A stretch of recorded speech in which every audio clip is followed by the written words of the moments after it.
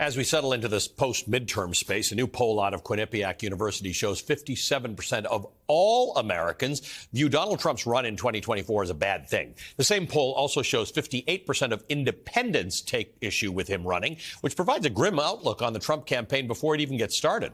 One might think it wise for our twice-impeached failed former president to sit this one out, but as much as anyone rolls their eyes at Donald Trump and the stained legacy that he left behind, I got a stern warning. This isn't a joke.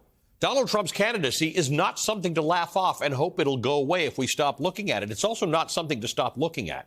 He's been here before, and he left a trail of division and destruction in his wake. Let's just take a look at some of the many reasons why so many Americans think President Donald Trump 2.0 is a really bad idea for this country.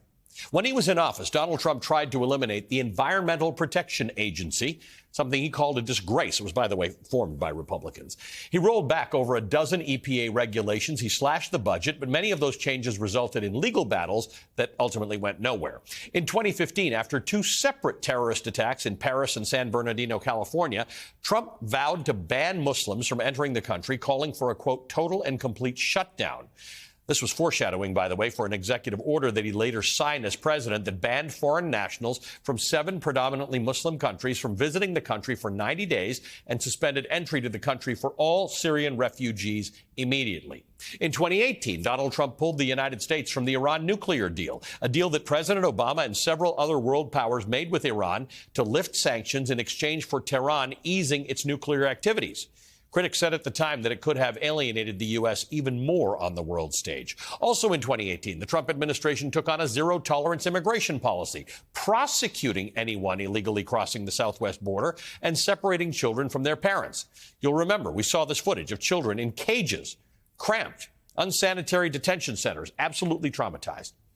According to the Biden administration, at least 3,900 kids were taken from their parents because of this law. While some reunions happened while Trump was still in office, the Biden administration has had to take on the brunt of reuniting hundreds of families.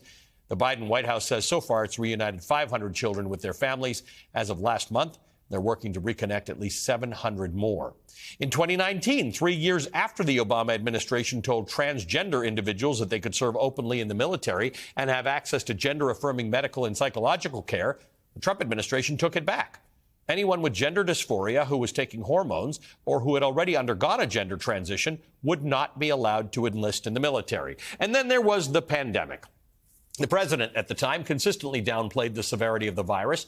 At the start of 2020, the COVID-19 death toll in the U.S. had just hit 200,000. Donald Trump said the virus, quote, affects virtually nobody, end quote. The failed former president did all this damage and much more that we haven't even talked about.